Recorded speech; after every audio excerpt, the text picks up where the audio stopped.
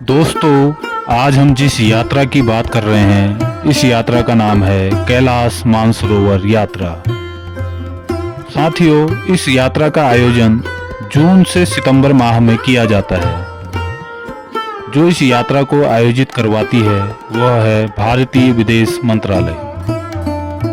आयोजक सहयोग जो संस्थाएं हैं इसमें, जो संस्था इसमें काम करती हैं वह कुछ इस प्रकार हैं: कुमाऊं मंडल विकास निगम, सिक्किम पर्यटन विकास निगम, भारत तिब्बत सीमा बल तथा चीनी सरकार।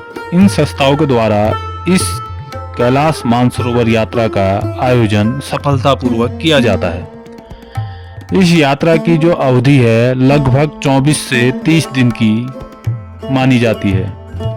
यात्रा के जो मार्ग हैं, जो इस यात्रा में मुख्य पड़ाव पड़ते हैं, वह कुछ इस प्रकार हैं। लिपुलेख मार्ग, दिल्ली से आप अल्मोड़ा, अल्मोड़ा से कौसानी, बागेश्वर, चौकोड़ी, डीडी हाट, धारचूला, गाला, गुंजी, नबी धाम, भारत का अंतिम शिखर स्थल लिपुलेख दर्रा, भारत का अंतिम बिंदु है जो तिब्बत में प्रवेश करते हैं यहाँ से लिपुलेख दर्रे से, और उसके बाद पहुँचते हैं राकसताल झील, उसके बाद हम पहुँचते हैं मानसरोवर झील, उसके बाद धोलमाला तथा अंत में कैलाश पर्वत पर आप पहुँच जाते हैं।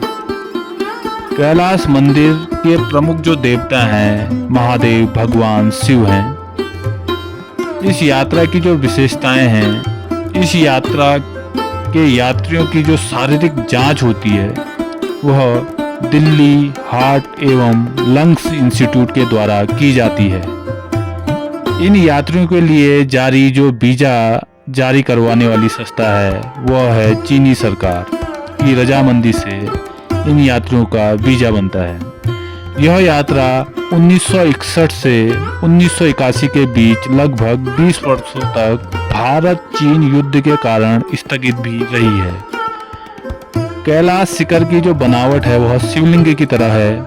पर्वत के पत्थर काले हैं, यानी मानसरोवर झील में स्नान करते हैं, उसके बाद शिवलिंगाकार कैलाश पर्वत के चारों ओर परिक्रमा की जाती है, जो कि कुल परिक्रमा 51 किलोमीटर की गोलाई पर स्थित है। समुद्र से 22,028 फीट की ऊंचाई पर स्थित मानसरोवर झील की बाहरी परिक्रमा पथ लगभग 62 किलोमीटर है। यहाँ कोई मंदिर या मूर्ति नहीं है। यात्रियों को सरोवर के किनारे मिट्टी का शिवलिंग बनाकर पूजा करनी पड़ती है। कैलाश से मानसरोवर झील की दूरी 32 किलोमीटर है। ज्ञात है कि 1962 के युद्ध के पूर्व यह यात्रा बिना वीजा के भी होती थी।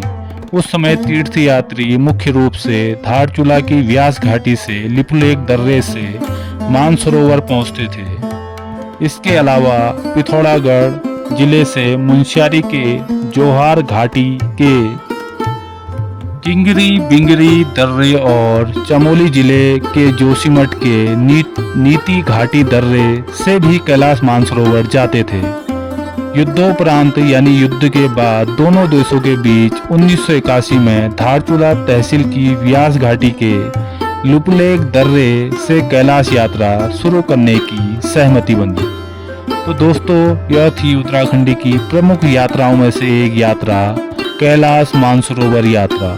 आपको जानकारी कैसी लगी कमेंट करके अपनी राय जरूर दें। साथ ही साथ अगर चैनल में नए जुड़े हैं तो चैनल को सब्सक्राइब कीजिए। फिर मिलता हूँ किसी नई रोचक जानकारी के साथ। तब तक के लिए धन्यवाद। जय देवभूमि, जय उत्तराखंड।